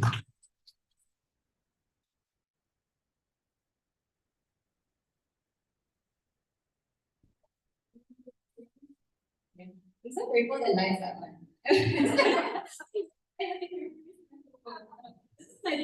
Story Game. It's a memoir in which kind of like the construction of the book is that I'm telling stories to another character. So I'm going to tell y'all one of the stories from this book. It's not available to buy in the UK. Because it came out in America, but not here. So and then you know how to say like you know what? Okay. So I chose this story to tell even before the film, actually before I knew about the film, because I think this story is one that's really close to my heart, especially with everything that's happening now in Gaza. And it's a story about how when I was 19, oh, these are all true stories, by the way. It's like things that really happened to me. So it's a story about how when I was 19, I went to Jerusalem. So at that time, I was a Christian and I was a Zionist, and I went to Jerusalem because I thought that like I was learning more about my religion, but things really didn't work out that way after I went there. So I'm just gonna tell you all the story now. Oh, and one other thing before I start is that usually, so in the book, the names of all my friends are changed for who knows what legal reason, but I feel like whenever I'm reading it in front of people, I like to say my friends' real names because they're real people. And I feel like, especially now, so many months into all the dehumanization that we're seeing, sometimes I'm like, oh, why are we continuing? Like, why do I persist? And the reason for me is because I think of my friends. So it's really important for me to say that name. Okay, the story is called The True Wonders of the Holy Land. Number 1, Dana. Dana wants to show me a picture of her fiancé. Look, she says, dangling a hot pink smartphone in front of my face. Her wedding portrait looms into view. Handsome, right? He's quite tall. Do you like his food? The man in the picture is totally normal. But Dana herself looked like a supermodel, with layer upon layer of white lace accentuating her silhouette. I'm sure this is why she showed me the photo in the first place. Back home, I could never have hung out with somebody like Dana, with her acrylic nails, her skin-tight jeans, her rhinestone-studded everything. Her high-octane boy craziness totally unmarked by decency. When we first met in the convent's back kitchen 1 week ago, soiled aprons wrapped around our waists and our elbows buried deep in soap suds, the very first question that Dana asked me was, "Hey, do you have a boyfriend at home in Silver Flora?" Yes, I lied to her. She narrowed her eyes. How serious? Me, I am engaged, she said immediately after. That winter, there was a definite hierarchy among all the Palestinian teenagers who were working at the convent. At 15, Dana was the youngest, but she was also the reigning princess on account of her good figure and her early matrimonial coup. In this kitchen, in the Arab quarter of the old city of Jerusalem, Dana was the most glamorous person, scrubbing the fossilized gunk of pilgrim's dinner plate, swinging her hips to the boisterous dance music that blared out of somebody's cell phone in the background. Why was I even here, washing the plates? Dana was very confused. She was working for the convent to get more pocket money after high school, but I was a volunteer who signed up to do this for no reason, other than the use of a spare bedroom in the convent's guest house for pilgrims visiting the Holy Land. You flew all the way here from the Far East to wash plates? Also to see the wonders of the Holy Land, I said to Dana. Dana snorted. If I had 3 months of holiday, I would take a real vacation. On the days when we weren't working, Dana would invite me to her house in the Mount of Olives. There, we would forego spending time in the beautiful, world-famous Garden of Gethsemane in favor of admiring touch-up photographs, where Dana herself looked very attractive. Enthusiasm mounting, she would teach me how to tweak my eyebrows to suit my face shape. An oval face, she explained, has its own opportunities and challenges. At Dana's home, I ate from a never-ending flow of snacks that her mom prepared. I ranked Arab celebrities by body and also face, and slouched against various soft furnishings, just resting my brain. But sometimes, I could also feel all the things that we didn't want to talk about, amassing and turning under the surface. Dana's marriage was coming up soon, in a couple of months, which meant that her parents would take her out of high school soon. When I'm old, Dana would tell me, I want to live in Europe or America. Her mouth would hang open as she gazed into the mirror and swallowed on a huge gulp of under-eye concealer. Number 2, Amani. I became proper friends with Amani on the day that I tried to visit the all-important church. The all-important church was located 10 minutes walk away from the convent whose dishes I was washing. It was so important to everybody because it was the holiest site in all of Christendom. 6 different Christian orders actually shared joint custody of the place, bickering and squabbling about which relics belonged to whom. All in all, the all-important church contained several specimens of all-important stones. First of all, a stone on which Christ's dead body was said to have been washed and anointed. Secondly, some stones that marked the great bonanza discovery of Christ's probable tomb. And thirdly, a stone where the history-making, world-changing angel probably perched to break the news of Christ's resurrection in his mourners. In the dimness of the church, I took all the photos that I could manage. Afterwards, exiting the building, I squinted at my camera. In the shitty half-light of Jerusalem midwinter, all the stones looked exactly the same. In my family's evangelical church back home in Singapore, I was the leader of the Bible study group. I went to service every Sunday, and I swayed to 4 chord songs about the attributes of God. I liked it when things snap up behind me and smash the sense of rapture into my skull. So I was very disappointed that none of the stones had affected me. Lactic acid accumulated unpleasantly in my thighs as I walked back up home. In the kitchen, there was a skinny teenage girl with long bleached hair who was stealing slices of cheese from the nun's fridge. She then put them in the microwave and melted them with a huge chunk of peppered meat. The smell of grease in the kitchen was frankly overwhelming and disgusting. Hi, said Amani to me. Her cheekbones sliced like a pair of insults. You must be the new volunteer. Amani thought that Dana was hot, but also quite young for getting married so young. I don't know why everybody is so impressed with her, she told me, chewing a hunk of cheese-slathered meat. She herself was single, but moving onwards and upwards soon to better things, because she was studying something to do with IT at Bethlehem University in the West Bank. It's much more important to be smart than pretty, Amani told me. She raised one oily finger and she gesticulated forcefully at us. Over the months that we washed dishes together, Amani taught me a lot of useful Arabic profanities. Shout this at him, she would command whenever I came in late for work with a story about some man who tailed me through the soup, catcalling me. They pick on you because you look sad and so small, she told me. Learn how to defend yourself, okay, little girl. One time, Amani herself was late for work. Checkpoint, she shouted to the nuns as she swept into the kitchen 3 hours later than scheduled. A torrent of Arabic streamed between her and the other teenagers as they slammed dirty cutlery back and forth across the campus. It's okay, she said to me. Sometimes it just happens. Next year, Jalal. In the intricate social ecosystem of the convent's labor force, Jalal played a role that I recognized immediately. The guy who was suspiciously old to hang out with teenagers. He's like 30. At this point, we were both 19, so 30 was like the tail end of mortality. I started being very patient. Jalal was speaking to her, a man there who numbered into the convent in stained, rumpled sweatpants and bellowed out happy greetings to everybody present. He cracked dumb jokes in which he himself was the punchline, and he walked around with huge bags of the pilgrim's laundry balanced on his shoulders. He once tried to rap in English so badly, but with so much fervor, that even the old people in the convent laughed. Yes, they said, watching him away, and turning back piously to their floor cleaning duties. What is Singapore like? Jafar asked me. Better than here? Worse? Watch out! Next year, I'm going there to visit you.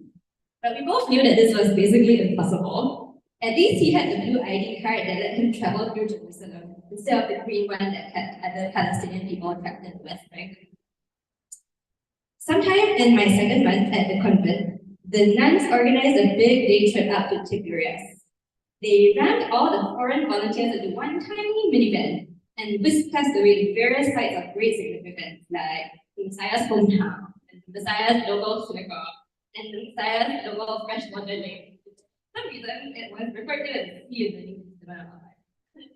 Every time we started off or somewhere new, one of the other volunteers would read out a devotional text that they had written under God's own influence. They were all intrepid retirees who wore cargo pants, quoted Josephus fluently, and really enjoyed passing hermeneutics with the nuns. I, on the other hand, was falling asleep. I was also becoming progressively nauseated in the back of this airless and lawlessly speeding. By the time we got back to the convent that evening, I was 2 hairpin turns away from the desk. Why so sad, friend? Jalal inquired when I walked in. My friend, I will show you up, he boomed. Tomorrow you can come to my house and I will buy you bukas from the soup. You like apple, correct? That Jalal had retained this piece of random trivia about my preferences was as surprising as it was sweet. Correct, I said to him. Then I went to my room and vomit. Bakri. One evening, during my final month in the Holy Land, Bakri whipped out a key from the back pocket of his jeans. That night after work, he declared, we were all going upstairs to the convent's 5th floor terrace, a rooftop view of the old city, which tourists pay a premium. Bakri popped the colors of his polo shirts with a confidence that bordered on contempt.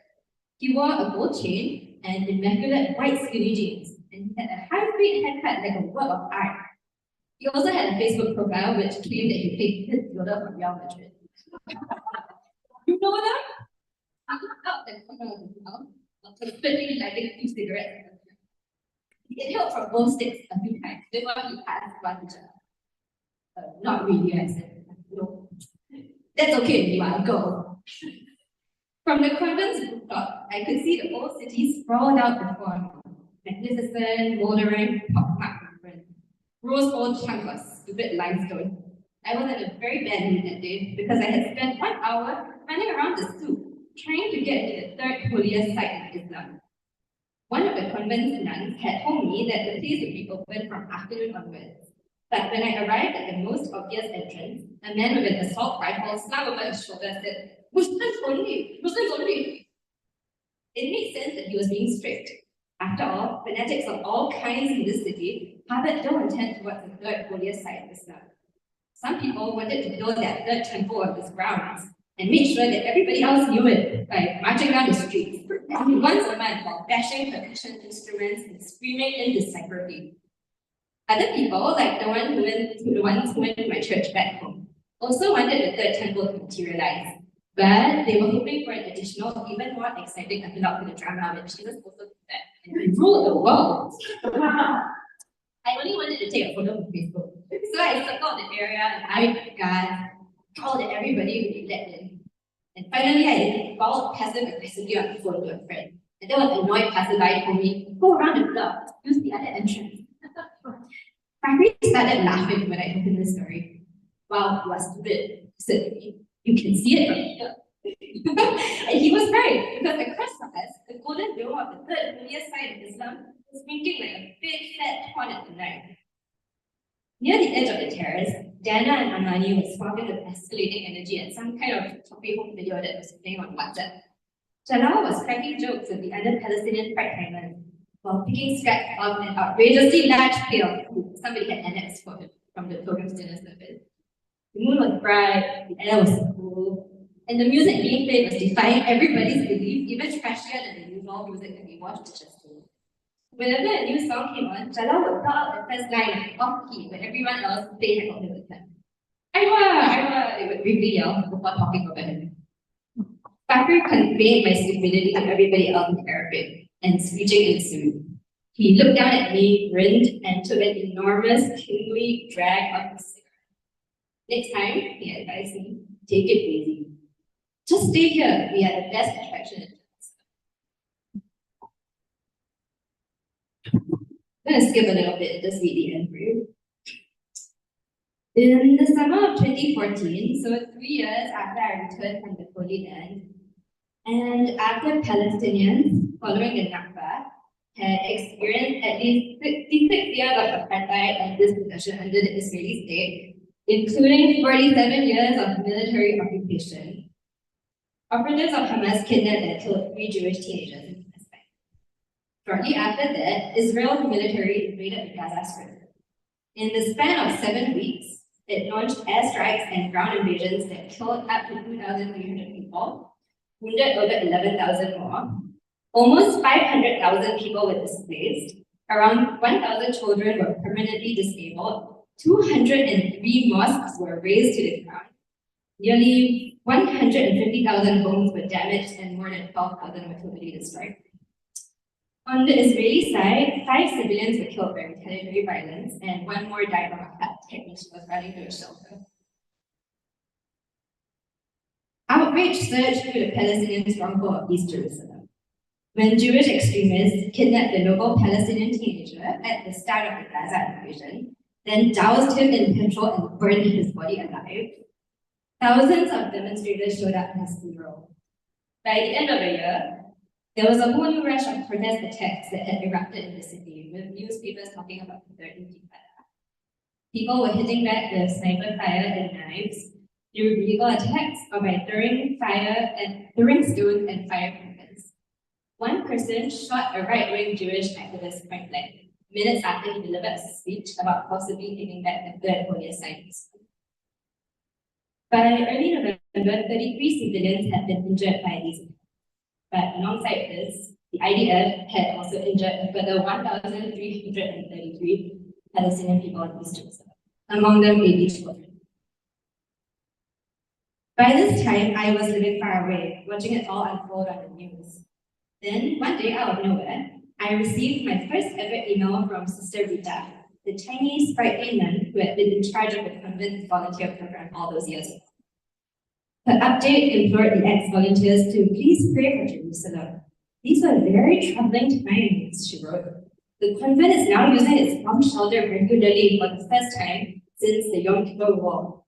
The nuns are all fleeing for the safety of their homes in Europe or North America. We don't know when or if anything will improve. I typed out my friends' names in the order that their faces clicked into my mind. Dana, Amani, Jalal, Fakri. What happened to all these people? I asked Sister Rita. My friends, they used to work for you. Do you remember? Do you know if that's safe? And I never found out because Sister Rita never replied.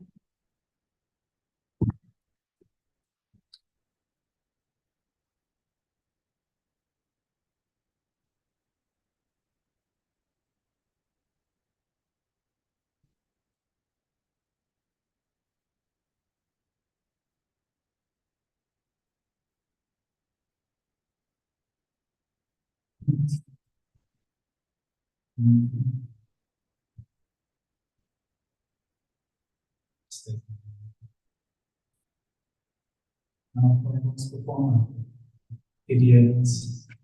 Ideals is a poet, producer, educator, and researcher focusing on spoken word poetry. Since 2015, Iti has worked with Ayn Rand CLC to coordinate hundreds of spoken word events, videos, podcasts, and other projects. She currently serves as their education and access director. In 2023, she was the Glastonbury Festival Poet in Residence. Iti's PhD focused on the performance of authenticity to contemporary UK spoken word. Iti is also a classically trained dancer and choreographer interested in the intersection between speech and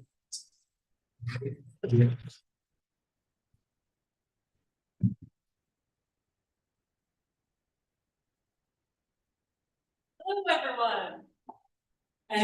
It is such a profound honor and pleasure to be here, particularly following that incredible performance. I'm really moved by that, and all of the other performers tonight. And such an honor to be in the company of all of these amazing artists and activists, the incredible people who make up the Edinburgh literary scene, particularly the independent bookshops, and all of the incredible work that we do. So can we just have a massive round of applause for everyone?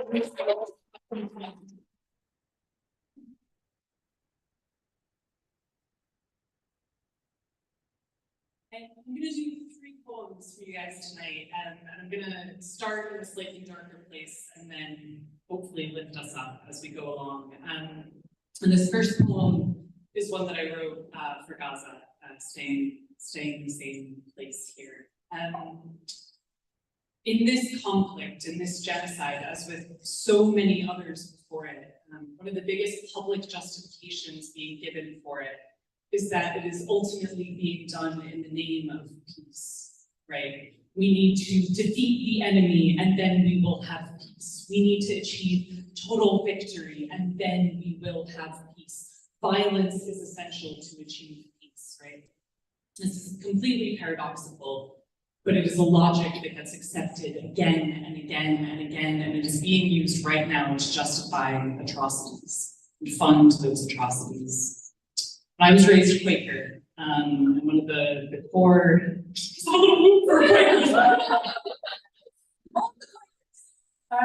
one of the core tenets of Quakerism is pacifism, and there's been this core Quaker saying that has been stuck in my mind for the past year, which is, there is no way to peace.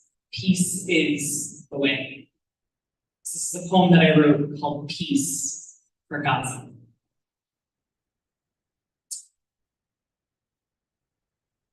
It's simple, really. This bomb, see, it's achieving peace. This bullet, too, a quick, efficient peace. This AR-15, this artillery shell, this propelled grenade all pregnant with peace. This rifle, peace. The sniper focusing it, peace. The boy's back blooming open like a hideous lily is peace. This missile, peace. This pistol, peace. This spilling grain from the cratered age truck, peace. these raised olive groves, peace, those broken, rubbled homes, peace, those closed barbed wire borders, peace, those unexploded mortar rounds all embedded in the ground, all seeds of peace. This mangled street, the path to peace, this body bag, the flag of peace, these sirens blaring the prayer of peace, this long-range rocket, peace, this shot-up hospital, peace, this cloud of white phosphorus, peace, peace, this shiny gun, this glut of blood, this gut unschooled, this crumpled school, this unheard cry, this screaming sky, this starving child, this genocide, this weaponry, this refugee, this killing spree, this enemy is necessary for peace.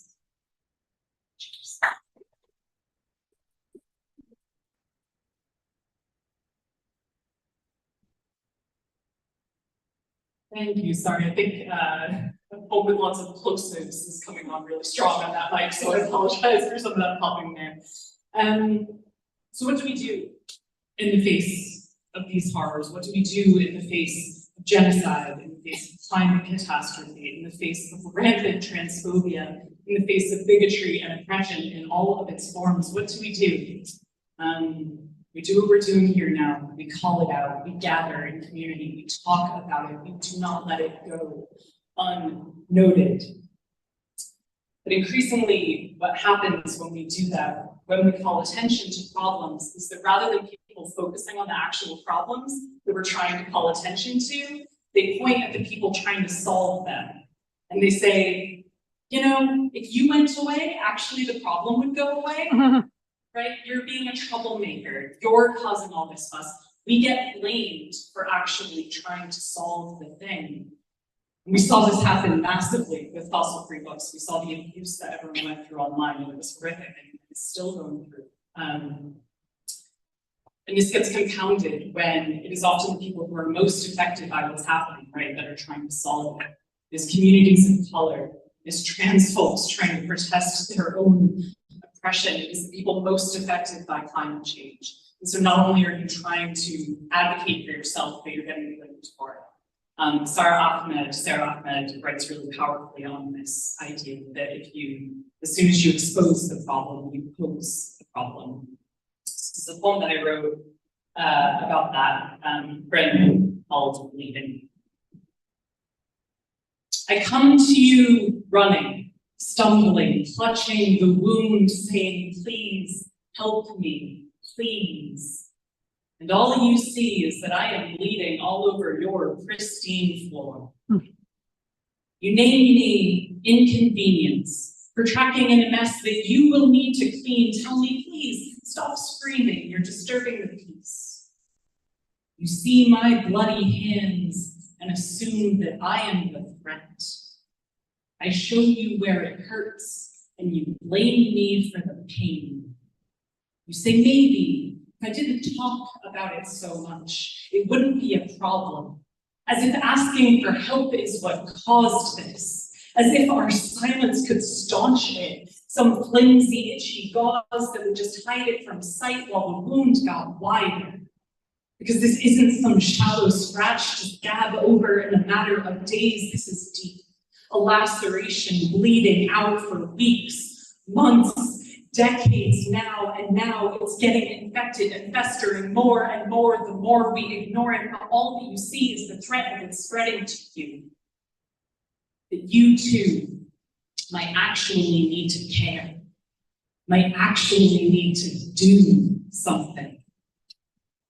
So instead, you name me contagious. Warn me to stay away. Say, until I arrived, you were perfectly safe. You tell me if I would just be quiet, just stop crying, everything would be fine. And all the while, someone is still out there, still holding the bloody knife. Cheers.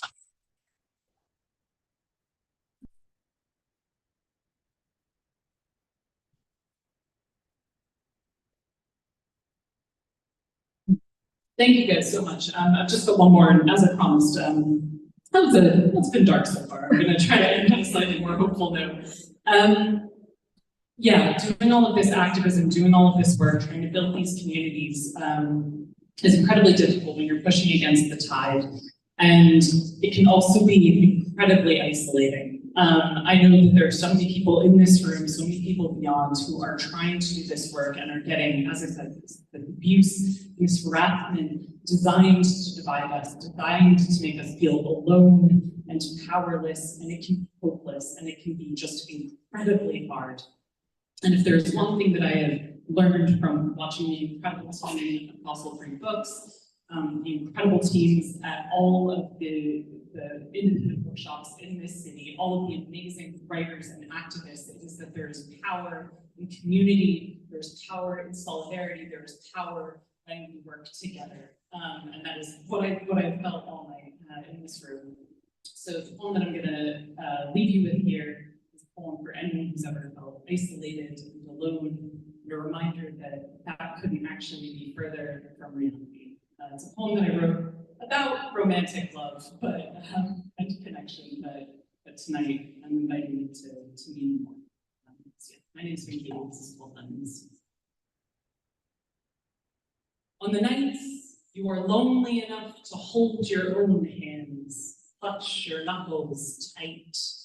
When your palms are empty clamshells, cracked and dry on the beach, missing their pearls, when your mind whirls with the same old fantasies, lover after lover in technicolor projected onto tired eyelids, reel after reel, you wishing they were real. When you scuttle the sidewalk like a naked hermit crab seeking a shell, when the swell of your dreams, that surging wild tide meets levees and breaks, when the aches are perennial. On the nights when your heart is a bitter lemon you have squeezed nearly dry, when you have to play marionette with your own bones to get them moving, when your shoulders creak like the hinges to doors you cannot open anymore, when you are barricaded on the wrong side. Know this. Know that candles need matches to ignite. That stars are not bright without open eyes to see them. Know that white is not the absence of all color, but the sum, and that the blank page holds all the letters you have yet to write. Know that that girl treasures your voice in her ear, because with you she hears the ocean through your conch shell lips. Know that the measure of you is in more than inches and stones. Know that you are not alone. Know that the net is stronger for its knots, that you are not a misstitch but a pearl. Know that the curl of your sleeping body is the question mark to someone else's answer. Know that some doors are full, not pushed, and some doors will keep revolving until you catch them. Know that love is not a race, not a finish line, not a cold gold medal, not something to fight into just to see if it is real. Know that your heart is there to be, not to be beaten.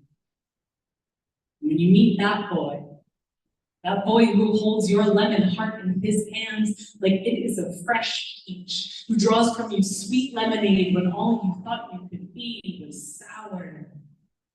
Know that lemons wired together create power. Electricity dripping from their circuitry. Know that the sparks in your heart could light up a home, that you are not alone. Thanks.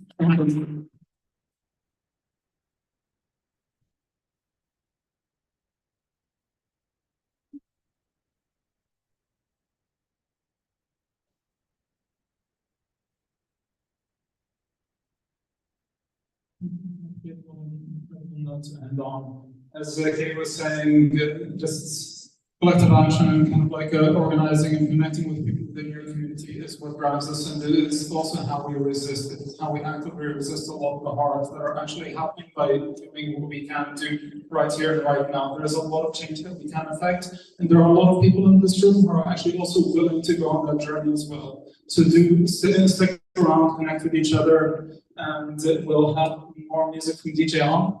And before I let you all go, I just want to say thank you to everyone at the authorities who has helped with making this night possible.